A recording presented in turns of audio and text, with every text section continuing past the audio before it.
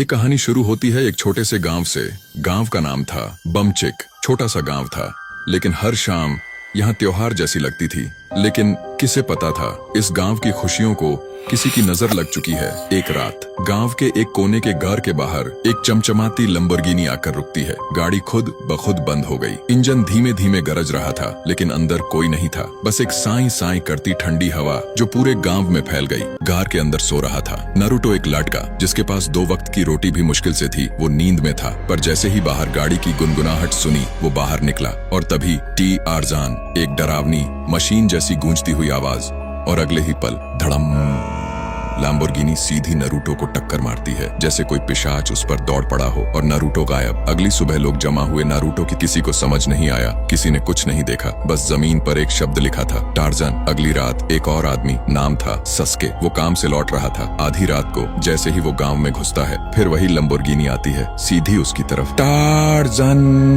सस्के कुछ समझ पाता उससे पहले ही टक्कर, और उसकी चीख हवा में गुम। अगली सुबह फिर एक लाश मिली, फिर वही निशान। हर दिन एक नई लाश, हर रात एक नई चीख। लोग अब बाहर निकलना छोड़ चुके थे।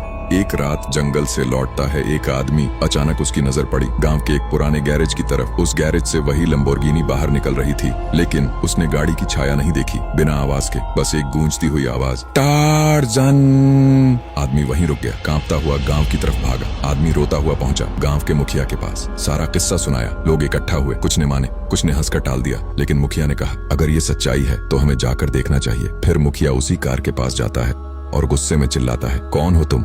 हमारे सामने आओ। तभी कार से एक लड़के की आत्मा धीरे धीरे सामने आती है। वो आत्मा सीधा मुखिया की आंखों में देखता है और बोलता है, इतनी जल्दी भूल गए क्या मुझे? मैं हूँ गोलू, इसी गांव का गरीब मैकेनिक। तुम लोगों ने मेरी बनाई गाड़ी का मजाक उड़ाया, मुझे झूठा, बेकार और भूतिया कहा, और फिर उसी गैरेज में बंद करके मुझे और मेरी गाड़ी को आग लगा दी। मैं जला, पर मेरी आत्मा नहीं मरी। अब मैं लौटा हूँ टार्जन के साथ, और अब जब तक मेरा बदला पूरा नहीं होगा, गांव में हर रात एक मौत होगी। गांव के लोग अब घुटनों पर हैं, रहमत की भीख मांगते हैं, गोलू से माफी मांगते हैं। मुखिया कहता है, हमें माफ कर दो बेटा, हमसे बहुत बड़ी गलती हुई। गोलू की आत्मा कुछ नहीं कहती, बस हवा में गायब हो जाती है। अब मुखिया ने उस आत्मा की कार को उसी के पुराने गैराज में रहने दिया। अब गांव बिल्कुल शांत था, ना कोई डर, ना कोई हादसा। आखिर वो था कौन, और अब आगे क्या होगा?